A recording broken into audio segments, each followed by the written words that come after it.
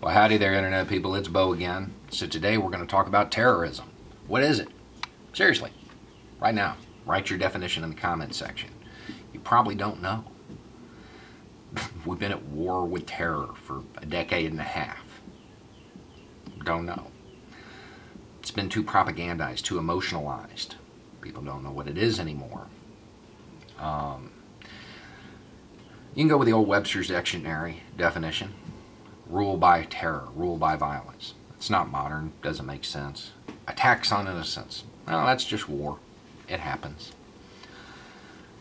Terrorism is the unlawful use of violence or the threat of violence to influence those people beyond the immediate area of attack to achieve a political, religious, ideological, or monetary goal.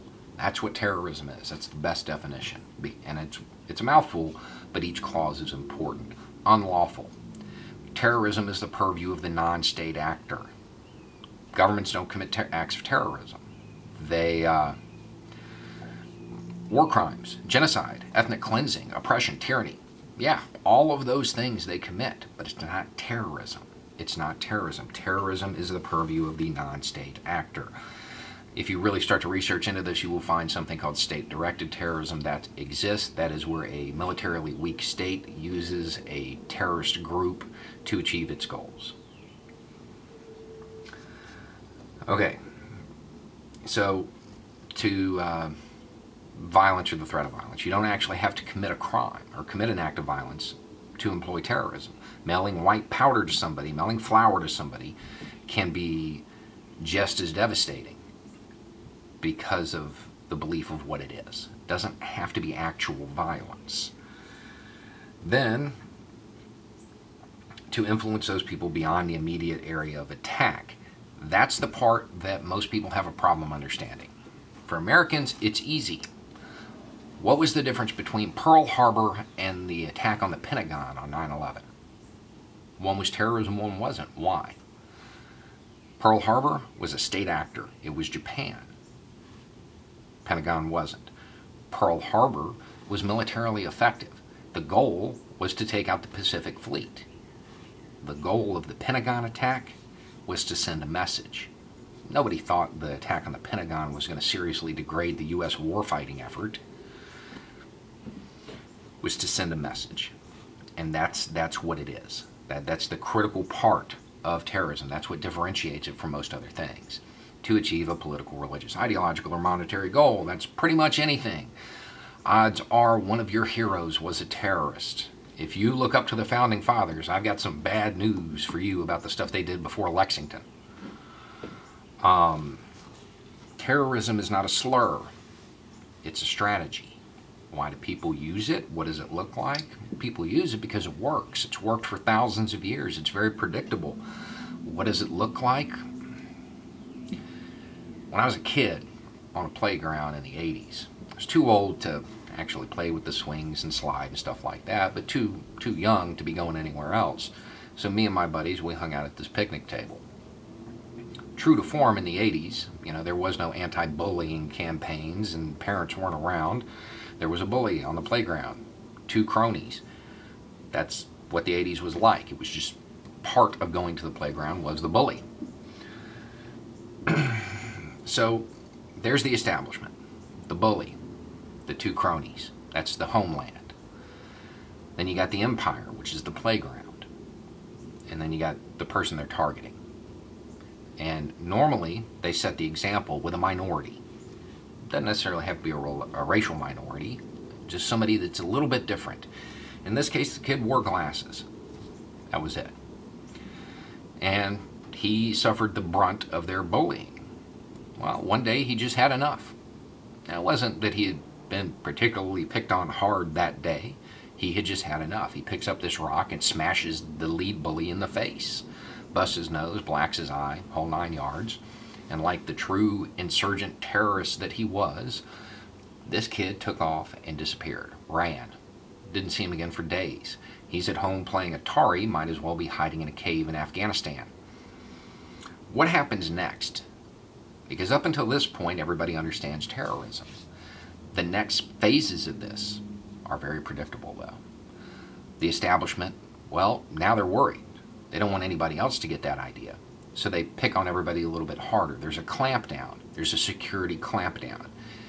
The lead bully, he's worried about being usurped from within. So he's got to worry about the homeland. So he makes sure to kind of pick on them a little bit too, keep them in their place a little bit harder than he used to. What's the next phase? Insurgency. Those kids on the playground, and they did. One day, they all have enough. They gang up, and they beat him up. Throw him out of the empire. Empire collapses. The establishment retreats to the homeland. He hangs out at his house with his two buddies. That security clampdown, though, that's still in effect.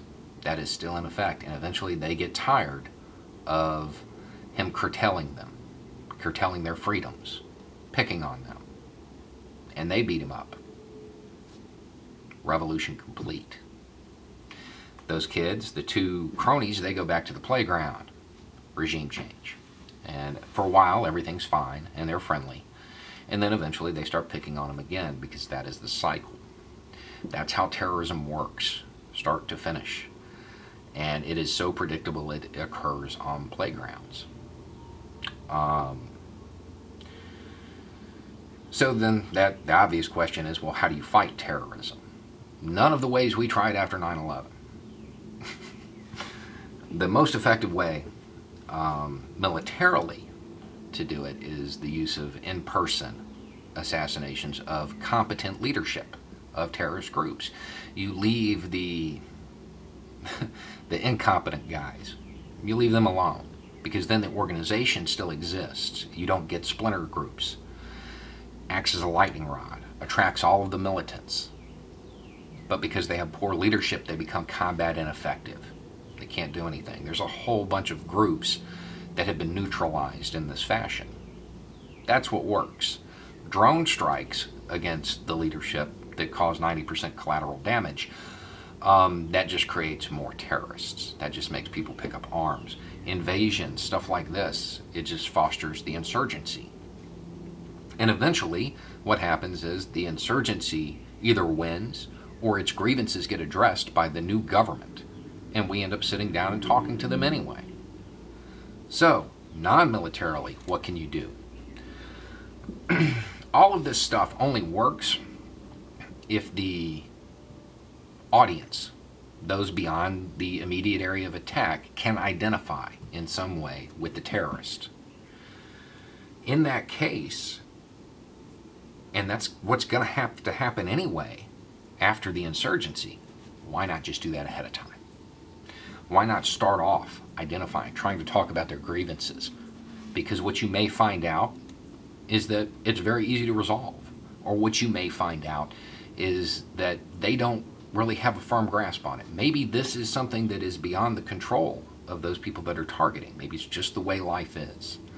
Or maybe it's an unseen enemy, somebody the terrorist isn't aware of, a force that the terrorist doesn't know exists.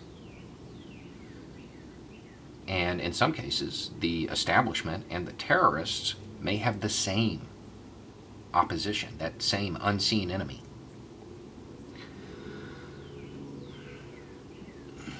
So reaching out before the attacks seems preferable. Got a lot of feedback over that incel video. Go back and watch it again. Yeah, we can continue to leave these guys in isolation and leave them in an echo chamber that is full of hatred and violence and suicide. We can do that. But then we don't get to be surprised when there's another attack, because it's going to happen. So we can address it now or address it later. It's that simple. Now, with the incels, violence is not actually ingrained in the ideology yet. It's not like Nazism. You know, violence is part of that. There's no way to talk to them early and get them to stop. With this movement, violence isn't widespread yet. It's isolated within a subsection of this group. So what can we do? We just write the rest of them off and let them be influenced by this subsection? Or do we bring them into the narrative, bring them to the table, and actually start trying to talk to them and address it? Anyway, it's just a thought. Y'all have a good night.